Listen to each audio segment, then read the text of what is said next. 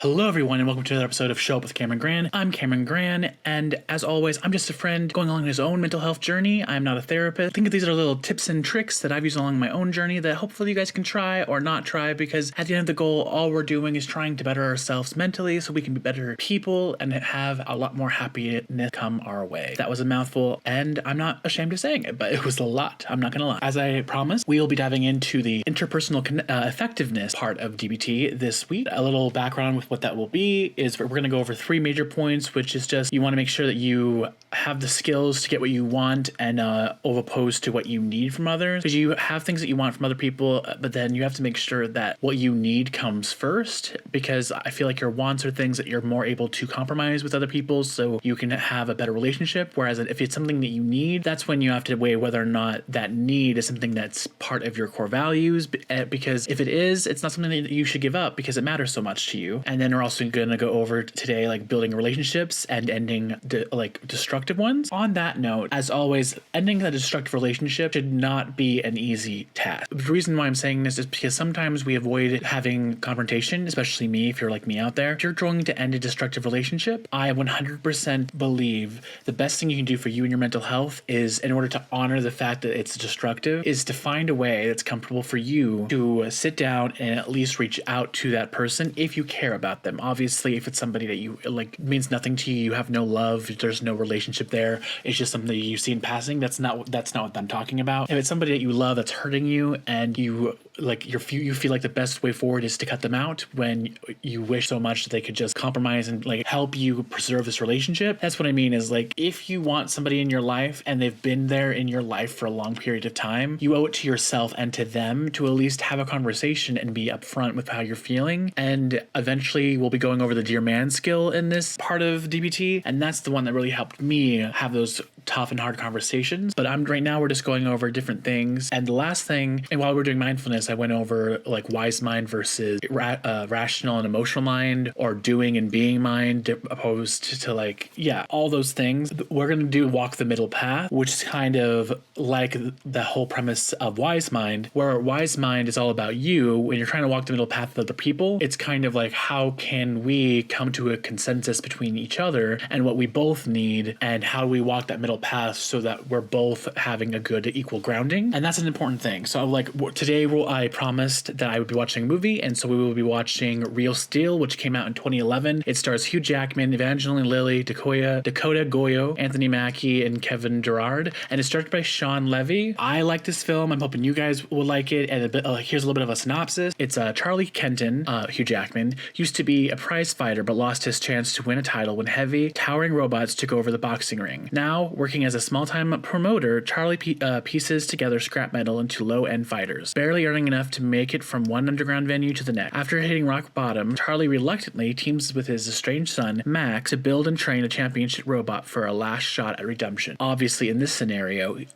because he used to fight himself, he feels like his relationship to boxing has changed, and like he doesn't have the same passion he had for it because he isn't able to be in the ring anymore, because now boxing is done with robots. And the important thing that I like about this is sometimes in order to keep a relationship, you have to be able to adapt it. And a lot of times, especially if you like in this scenario, his boxing is his relationship to himself. He had boxing as his identity. It was taken away from him, so he didn't know what he was without boxing. Whereas the whole point of this movie is he rediscovers his passion for boxing when he actually gives this new style of boxing by shadow boxing through robots a chance. And it's kind of the same thing you have to do with people, because like a lot of times we have these preconceived notions about people because they were a certain way in our past, and sometimes we have people in our lives for a long time, we see them every day, but sometimes we don't see people for a long time, but they stay that same person in our heads. When time goes by, people change, and it's okay when you meet somebody again a year later to give them a little bit of grace to like see if they've changed. And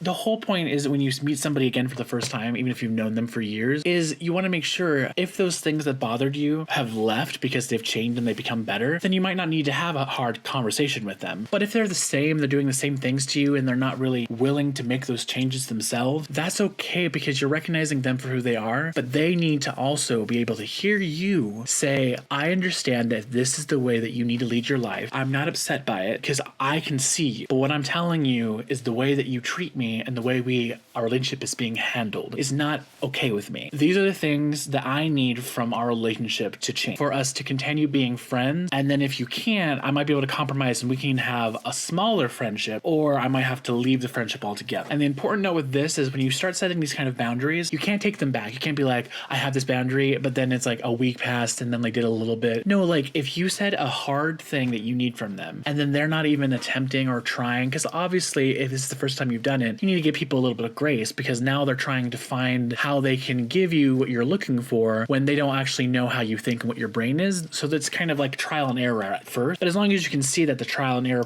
stage is happening, that's fine. It's okay. But you also want to make sure that after a period of time, if they're not doing anything to actually work on the relationship and you've given them that boundary, then you need to follow through. If it's just reducing the amount of friendship, that's one thing, and maybe that'll be enough to make your friend change how they're treating you. But if they're not doing anything, then you might have to end the friendship. And again, if your friend cares for you, they might say, no, I'm sorry, I thought I was doing this. I thought I was taking it for granted. And then they might really, really hardcore try to change, or they might not, because people don't always see eye to eye. And some people, even though you value them so much as a friend, don't value you the same way. The whole point of interpersonal effectiveness is you as a person, that's why it comes after mindfulness, is you as a person need to know who you are, what you're worth before you let other people in, because otherwise you will compromise yourself and what you need in order to make them happy when that's not how happiness should occur. If you go out on vacation and you're upset with somebody, you should not be in your depression and trying to make them happy on their vacation and be miserable for 2 weeks. You should be able to have an honest conversation the day this thing happened and be like, I don't want to spend the next 2 weeks upset, so I need to talk to you so we can get through this. And if I don't talk to you, we will not be able to get through this, and I will be miserable, and you might not have been aware of it, but I'm not going to be miserable for 2 weeks and you just have happiness. I want us both to be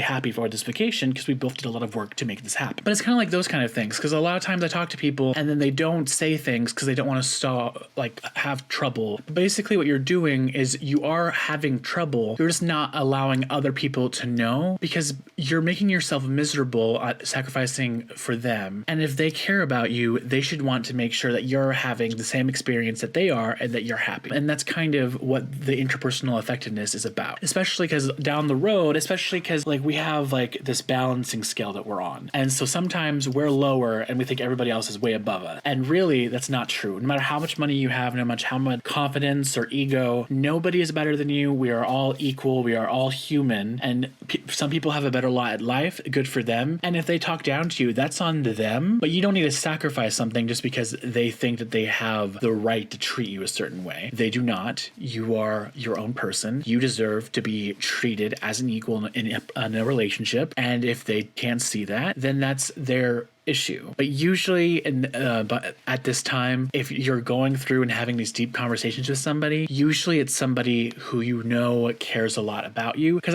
I wouldn't have these conversations with somebody who's somebody I pass by at work. I might have it with my boss, because that is somebody that you need to have honest conversations with. And I am somebody who completely thinks that if you are struggling, I feel like it's important to be honest with your employer, because the whole point of work is you want to be able to get through long days at work. You want to make sure that you can handle everything. And basically, I feel like if things are going wrong at work, the longer you avoid it, the more likely it is that you're going to do something really stupid down the road. Because basically, we're all these little teapots that are steaming, and when we finally pop our lid and all that steaming piping smoke of evaporated water comes out, things will boil over and we will have problems that might affect other people, like customers or even other people that you work with. But that's why it's important to have conversations with anybody at work, like HR or just somebody, because the more open you are, the less you have to sacrifice yourself for your mental health. And that's kind of what I advocate for, is don't sacrifice your own happiness to make other people happy. If you need something at work, say I'm feeling this way, is there a way that we can try something? Can we do it different? Or what can we I do to help make the situation better? Because it's stresses me out. It makes me feel unsafe, or because of the stress that you're putting me under, I feel like I can't mess up. And if I mess up, then it's going to put me right in my fight or flight stage. And when I'm in that stage, I'm not a good employee because I'm not actually thinking about how to do the job. I'm trying to think about how to survive. And when our brains are so focused on how to survive, that's when mistakes happen because we're not able to be in wise mind. We're only in survival mode. But wise mind is where rational, deep thoughts that will solve problems can occur. With that, I'm going to start the movie. And I hope that this goes well because, as I said, I still struggle with this. I'm working through this, but I'm hoping by doing this with you, we will both have a wonderful time and enjoy this movie. 5 minutes into the film, and the reason why I stopped is because literally the opening scene is Hugh Jackman. He goes to a fair, and then he's woken up, obviously hungover because he's like walking all over beer bottles. Literally, he's woken up by a collector trying to get their money from him, and he's not actually acknowledging what the collector's saying. He's doing all these like ploys to make them think that his phone isn't working, and so basically he's increasing his own stress by trying to avoid something. But the reason why I stopped it was actually because at the end of the scene, there are these 3 girls who want to see the robot that he uses to fight with. He brings the robot out. The kid wants a picture of him, and he says, okay, no, you can't do that. You have to give me $5. What's funny is he is adamant about getting this money because after they say no to 5, he tries to reduce it to 3, which is smart in business, but I will say it's kind of really crappy because all these kids are under 10 to be trying to hit them up for money. But the reason why I pointed it out is because part of the getting what you want and needs from others is you do have to say no to unwanted requests effectively. So he has the ability to say no because he's not allowing these kids to have that money. But to actually be good with this kind of request is you can't be okay doing those kind of things when you feel like the power of the dynamic is you're above somebody else. Because it's like, oh, you want a picture of this robot, so I have the power of this situation to give me $5. No, like you have to be equal. And at this point, he's struggling. Nobody is like seeing him. He's not even actually in the arena to get to actually get like fight yet. So it's kind of like you're creating a bad situation because you don't want to act effectively. I don't know, just make kids happy. It's kind of like one of those things. I pointed it out because he's able to say no to unwanted request, but he's not able to do that while making sure that everybody stays equal in the surroundings. 11 minutes in, and the reason why I stopped is because part of interpersonal effectiveness is learning how to build relationships and end destructive ones, but you often don't realize the destructive relationship that we build can often be with ourselves, because right now he owes a lot of debt to a lot of people, and it's all because of personal choices he's making, because the first thing you have to do is strengthen current relationship. In order to do that, you can't let hurts and problems build up. Use relationship skills to head off problems. You need to repair relationships when needed, and you need to resolve conflicts before they get overwhelming. Obviously, when you get indebted to people, it can already create a bad situation. But what's even worse is if you're going to make a debt, you can't make them one-sided, because in this scenario, these robots were fighting a bull, and then the bull won. But before this happened, they made a bet that if the bull lost, that the winner would pay 20 grand. Charlie didn't have that money, so now he's trying to skip town, and then as he's about to skip, he finds out about his son, who I guess he hasn't seen in over 10 years, from his ex-girlfriend. All the things I just mentioned are things that if he had just caught up with them at all might make it so he has strong relationships with them, but because of his own choices, cutting off relationships in his own mind, he's not allowing himself to build relationships that will actually be constructive in his life. He's just ending all like the good ones because of how destructive he's being to himself. Before you end a destructive relationship, make sure that the reason it's destructive is not you and the choices you are making, because that relationship could be really great for you, but you have to own what you did in order to move past it. You should not revel in the past. Remember, mindfulness is all about staying present, but in order to move past it, you have to acknowledge it, because otherwise you're carrying things with you underneath the surface. So once you acknowledge, move past it, and then say, from this moment on in a relationship, I will try to do better. But in order to do that, I need us to start over, but I will do better. I will not forget the things that I've done. And then hopefully, if it's a relationship that's worth keeping, that person will hear you and allow that to actually be something that you work on together. 15 minutes in, Hugh Jackman is not setting himself up to be a likable character. I will say that this film has a lot of things that you can highlight what not to do, because you are supposed to get others to do things you would like them to do. And he's a great salesperson because he's basically got the husband husband of his ex-girlfriend to pay him $50,000 to take care of his son for a summer, so that way they can still go to Italy and then come back and live with them once they come home from Italy, and then get another 50 grand. So he's great with getting a deal from other people and then to have them take his opinion seriously. But he's not great with including his own self-interest or, I don't know, be a good person. I don't know if this is an example of interpersonal effectiveness or just somebody who has very low morals, but it is highlighting the skill because he is able to do those things. But the whole point of this, and I'm highlighting it, is it's not about manipulation. You're not trying to manipulate somebody to get what you want. What you actually want is a strong relationship. And so what you're doing is you're telling them, these are the things I need from you to have a strong relationship with you. Can you do this, or is there something that you don't feel like you can? And where can we go from this? And I feel like most people, if they hear where it's coming from and the desire that you're sharing and expressing with them, they're willing to work with you. But you have to actually be involved in this, because right now he has a son, but his son was not in the picture with this deal he just made. It was the 50 grand he could get to have a robot to fight, because that's his business. That's what he's been doing for a very long time, which is part of the issue. It's like you can't forget the core of the relationship. 25 minutes in, I stopped it because, again, he hasn't seen his son in about his entire life, and he was not at all shy about telling his son that he basically sold him for money. When the son called him out for it, he kind of didn't even bat an eye. When you're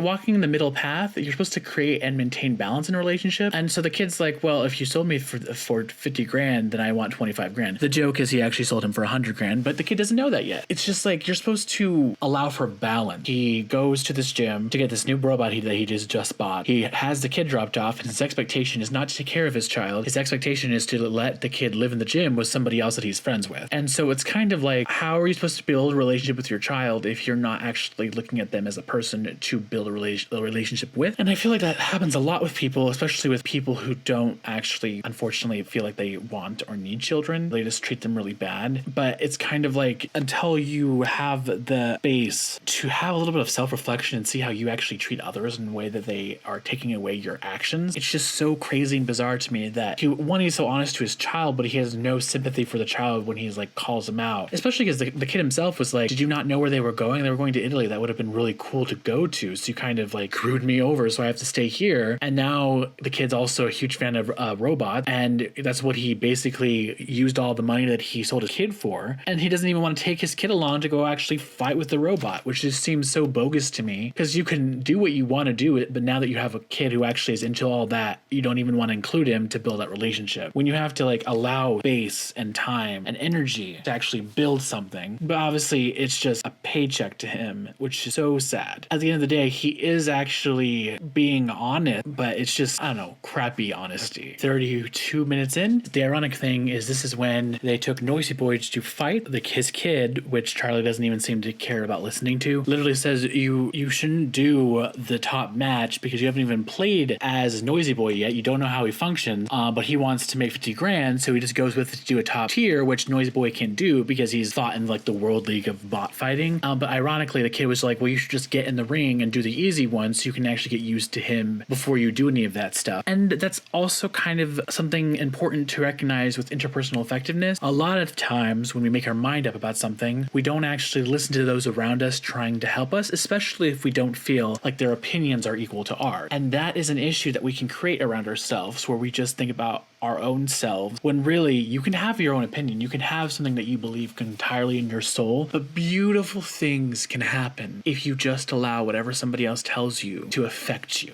You know, like maybe he could have done like a couple and agreed to that, and then he could have come back another night and actually done a bigger bigger draw for money. But because he was so focused, the bot he literally just paid 50 grand to, he literally just lost 50 grand. So it's just crazy that he wouldn't actually listen to his child because he has no relationship with him, so he doesn't think that his opinion matters as much as him, because in his world he's the one that's been actually fighting robots for a long time, so he's the one that knows everything. But his child is the one that actually knew, I believe they said Japanese is what the Noisy Boy even talks with, so he knows the robot itself and knows all his moves, but because he's not the technical fighter, his opinion has no validity, which is something that I feel like can happen to us when we don't have good interpersonal effectiveness skills, because a lot of times we cut ourselves off from the entire world, and when we protect ourselves, we do the best thing for us to protect our own self-interest rather than the best thing for the situation at hand. 40 minutes in, I stopped because this is the part where I believe his name is Mac almost went off a cliff. A robot saved his life. What's funny is there was like a really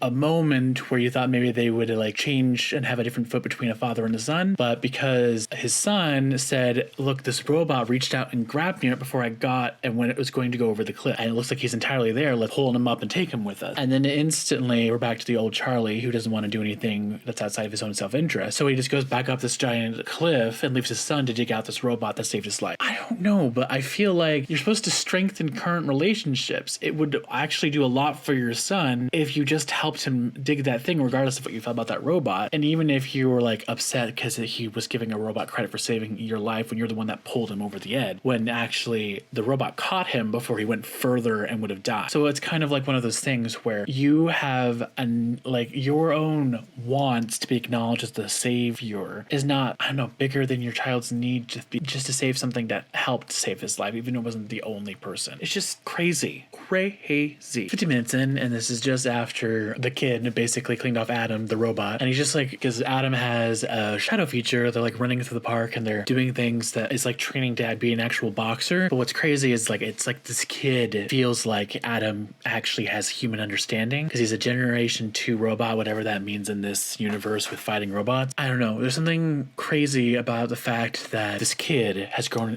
his entire life without seeing his dad, and what he's looking for is just somebody to see him. Expectations and relationships are very simple. I can't tell you how many times I've heard the phrase, I feel like you expect too much from me. I feel like in reality, people expect too little of themselves. Because for me, whenever somebody has said that to me, I was like, I don't expect you to do anything. What I expect from you is just to be my friend. And it feels like in order to be your friend, you want me to accept nothing from you. You want me to give all the effort. You want me to do like all the compromising, when really all I'm asking is for you to show up and listen and see me as your friend, and not just to see somebody that you can use for your own self-interest, which is the same thing with Evangeline, Lily's character in this scenario, because Charlie like uses her to fix robots, but she literally says to Charlie, she's like, me and my father believed in you. We thought of you as family. Immediately after she said that, Hugh Jackman's character literally just instantly was like, well, can you, look at these robots. What about this new one, Adam? Can you fix him? Like, he didn't even acknowledge and validate this person that cares so much for him, because again, his own self-interest is more important to him than actually strengthening a relationship, telling somebody how much they mean to you, how much you valued what they gave you. Because validation is important, especially in any kind of friendship, relationship, family. You need that because that's how you stay connected. You need to see people for who they are, so that way you guys can both grow and see that like the strength and power each of you are harnessing on the day-to-day as you grow and be better individual. But it should be together, not separate. I mean, obviously your growth should be separate, but like the acknowledgement and seeing each other should be together. Like, you should be able to see each other as like these powerful people going in, strengthening themselves to be the better versions of themselves. We are an hour in, and it is officially the turn the table moment of the movie, because now Charlie's son is the one calling the shots with his new robot friend Adam, and he literally just got a fight at Schaefer Zoo, and all he has to do is make sure his robot survives one round to get $1,000. But if you watch the scene closely, you'll notice that the entire way that he negotiates and gets what he wants from people is to match them where they come from. So basically, the guy was like teasing him, telling him he wouldn't last any at all with his robot, and so the kid was just like, no, okay, well, that's fine, but what if he does last? Would you still give me $500 if he does last? I don't know. It's very interesting, because sometimes the best thing you can do is just match somebody's intensity, and that's a great way to build a repertoire and like a familiarity with somebody, so that way when you hang out with them, you know what kind of energy to bring, because it's like you have built this kind of communication with that person. And that's all I thought was fascinating, especially because again, Charlie, because he's not the one in charge, he's not the one running the robot, doesn't really seem to be encouraging or at all trying to boost his son, who is basically doing the same job that he is. So you'd think they would have bonded and actually be supporting each other, but still, that's not what's happening. I will say the best thing that ever happened in this film so far is strengthening relationship. Actually, in order to repair something, you actually have to start listening, and in order to actually find and build new relationships, you actually have to come as you are and show people who you are, so they can actually help you and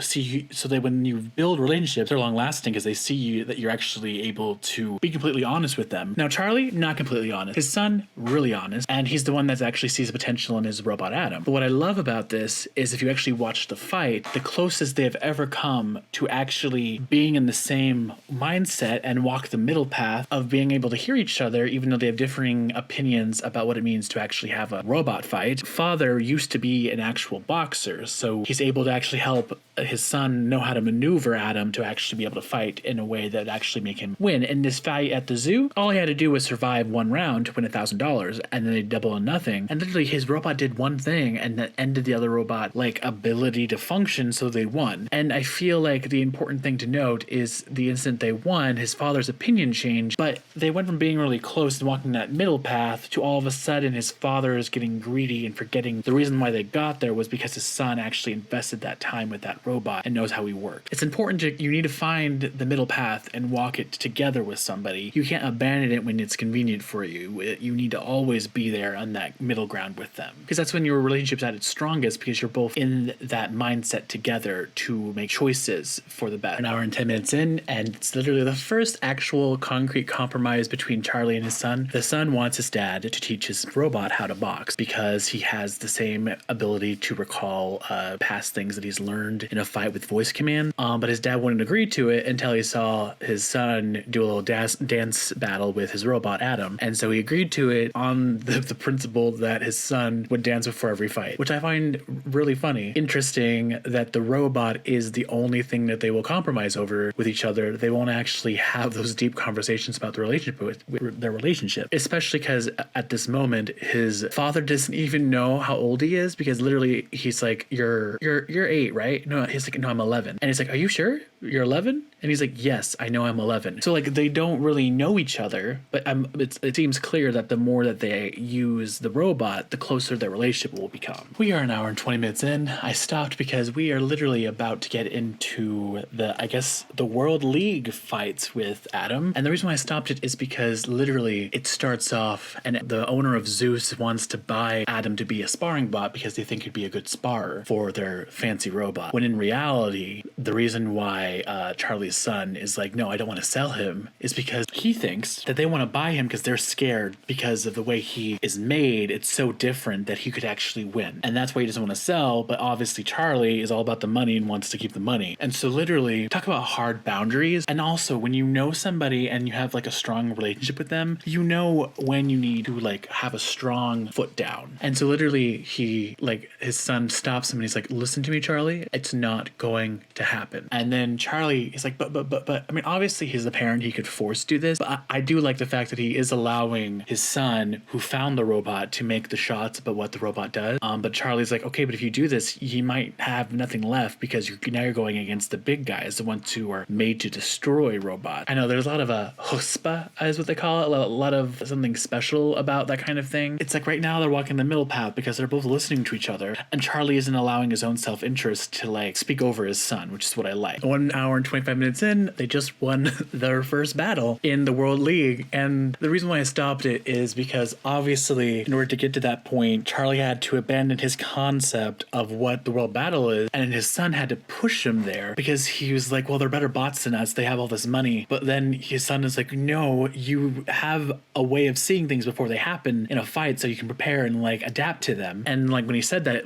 Charlie was able to actually find the trick of this robot, and then that's how they won, because they were able to adapt Adam's fighting style to the robot, which is kind of what you have to do in boxing, with humans, is you have to be able to adapt to the fighter, not have the same fighting style for every single boxing match, because if you do that, you're not always going to win, because not every single boxer fights the same, which you would think not every robot would fight the same. Everyone thinks that because it's programming, you have to do it very similar. And I just like that because, again, when you listen to the people around you, you open yourself up to having a relationship, which if you are watching during that scene, you see Evangeline Lily in a bar with this guy trying to hit on her, and she's totally enraptured by this fight between with Adam and the other robot, because that's Charlie, who she was interested in, but he wasn't actually allowing himself to connect with other people. He was just looking out for his own self-interest. What I like is that now he's paid Evangeline Lily back for all the times that she's covered him, but she's also, the relationship between them is stronger because he's also allowing himself to hear other people more, even though he still has moments going back into his selfish Charlie mentality. But it's kind of the more you open yourself up, the more you try to do with these skills, the more easy you're going to be able to catch yourself and adapt to each individual as a person rather than relying on past historical trauma that you've gone through. You shouldn't judge new people based on old bad relationships. You should let each relationship be their own new thing. And that's what I like, is like Evangeline Lily believed in Charlie until he like treated her in a very like unfriend like manner. He would get what he wanted from her and then he would leave, and that's why the relationship is so strained, which is why she eventually put her foot down and said that you need to leave because I can't keep being the person that saves you, especially when you're not actually trying to be there for me or my family. You're just trying to use me for your own self-interest. What happens is, as over time, when people change, if somebody comes back into your life and they've shown an actual willingness to change, then you give them a chance, and then you know whether or not the amount that they change is something that you can live with and something you can work with, or if it still needs to progress a little bit before you let them in back fully. That's why I find this beautiful, is it's like slowly we're working towards those strides. Obviously we're still falling back, but it's all about building up to a better version of like what's going on. But you have to start making those steps to get to that point. An hour and 30 minutes in, I feel like the reality of all the bad relationships catching up to you, like the metaphor of that is very much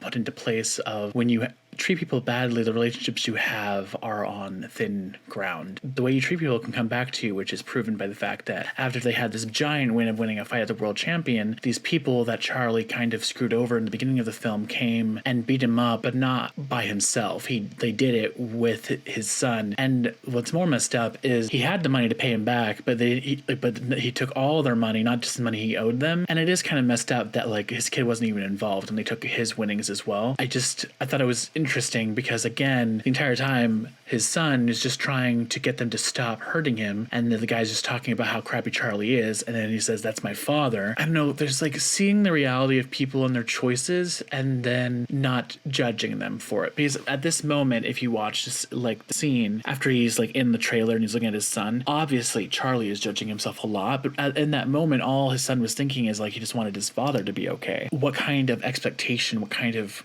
world do you want to live in? And so Charlie's now like reanalyzing his entire life, and it takes something like that to get him to do that. But it's also like, I wouldn't allow that to make yourself feel bad. I would like take that as an opportunity to like readdress how I build relationships and how I could like build stronger, better ones in the future, and how not to like have a reoccurrence of that. Because that was one guy, but in the beginning of the movie we heard other people that he had like obviously taken money from and not paid when he's done these bets. So hopefully he'll stop making bets and make better decisions in the future. But sometimes it does take something like really bad happening to finally get that we need help to be better. And it's okay if you need to go to your friends, or if he calls Evangeline Lily's character, I don't know, I stopped the film to talk about this, and just says, this is what happened and I don't want to do this again in the future. How can it be better? And sometimes the answer is simple. You can find it within yourself, and then sometimes you need a friend to point out things that you're not aware of yourself, or you're not aware of the effect that you and the way that you speak has on other people, and you need to help to see those things so that way you can slowly try to readapt your mind to not make those choices again. Because it won't be instantaneous, but the more you're aware of it, the more you can make steps to never repeat that same pattern again. And if you do, don't judge yourself for doing it, because it's a work in progress. 2 minutes later, and I'm stopping it because I wanted to highlight something, because even though it's said out of anger and they're yelling at each other, when you're walking the middle path, you're actually being honest to the person and you're telling them what you need from them. And then the other thing is you're telling the other person your honest opinion about yourself. And he's literally, Charlie for the first time says, what do you want from me? I'm not good. Like, you deserve better. I want you to have better, and that's not with me. So what do you want? And then his son just says, I want you to fight for me. I stopped that because it's a huge thing to finally open up and tell somebody what you're actually needing from them. And even though that stuff was said out of basically the heat of the moment, it didn't make what he said any less true. And sometimes when we're upset, that's when the best amount of like truth we're feeling actually comes out. It can come out in the wrong way, but it can be the truth. And in order to work towards getting to have that truth, sometimes you need to say it in a way that people will just hear it. And then you can say, listen, maybe I didn't approach it the way it should have, and maybe this is like something that could wait a day or a week to actually have this next conversation. But like, you need to be able to say, that's not how I should have approached it. It's not how I should have said it. And I apologize for that, but I needed you to know that I don't feel like I'm the best fit for you as a father. I feel like your mom's sister, she has a better life. Her husband's wealthy. He can give you a better life than I could ever do, because like, look at what happened. You were with me and I got beat up in front of you. And what if